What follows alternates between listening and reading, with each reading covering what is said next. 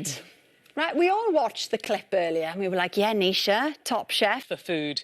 So we are, all three of us, very greedy, really passionate about food. And to bring humour and that everyman aspect, it's really important. Yeah. Because otherwise we can get a bit sort of inside our heads. So having Ed there saying, can you just stop being so so pedantic, really important. And to be honest, Ed, we do love the podcast, which we'll get to. Now, Nisha, it's not just about the taste of the food, it's also about the theatre of the food. What were the more dramatic ones?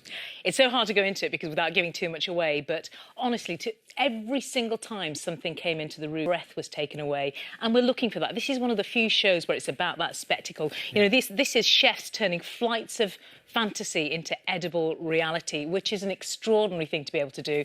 So every time something came in, something would catch you. You know, it'd catch on your TV DNA. It'd be a theme tune, or it'd be the way that something looks. And so it's quite emotional. There were times really emotional, wasn't it, Ed? You know, a tune would come on that take you straight back to your 1970s living room. You weren't around in the 70s where you had, you know, with your dad chain smoking.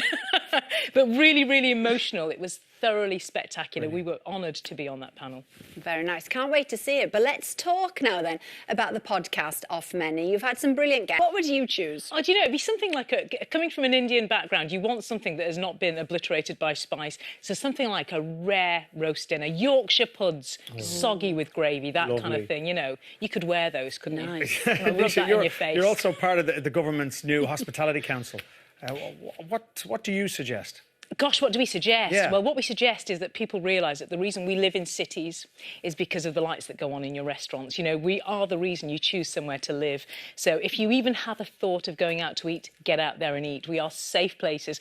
The third biggest employer in the nation. You know, we pay good taxes and we create lots of jobs. So it's so important that, you know, the messaging from government is to go out and eat, to leave us open, keep us open and get people out back on the streets. Absolutely. I think people are starting now, aren't they, to go out for dinner a little bit more. We need the anxiety to go. Now, Ed, you're on